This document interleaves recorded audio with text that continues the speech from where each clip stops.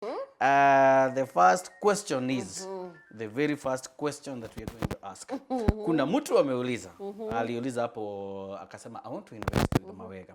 But akauliza, is the land suitable for investment all immediate development? Kuna mtu anataka kununua shamba. Aya, so kitu ya kwanza imeuliza kama ni poor for investment. Yes.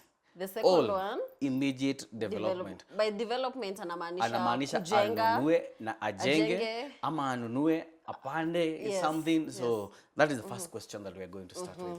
So Wangari Rukoro. Yes. So what I can start by saying is yes, ploti zetu zinakuanga very good for one.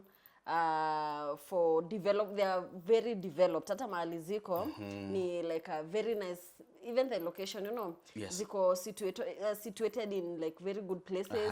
Somewhere you can buy today. You can start kujenga, you know. We also have commercial plots. Commercial, the first one season nimesema ni residential, where you can buy and you can just like build your home or somewhere you want to stay. The second tuko na commercial plots. Commercial plots nizo zenye nasema za kudevelop. Like especially I know umetembea na sisi sana ploti zenye ziko Kamulu. Kamulu kwenda huko Kantafu, Mala. The first plots in every project zinakuanga commercial. Why?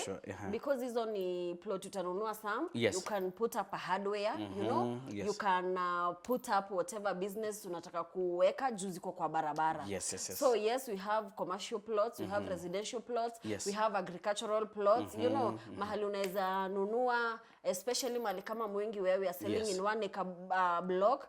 Ukinunua 1 acre huko Mwingi, very good. Not wanalima sana watermelon. And they're very sweet and purpose by the way. And purpose, you know. So kama unataka place ya kulima, we have 1 acre plot. Kama unataka place ya kujenga, yes, tuko nazo. Kama you want somewhere commercial, you can put up a business. You know, commercial also means you can jenga something like apartment. You know, where you want to generate some income. Sure. So yes.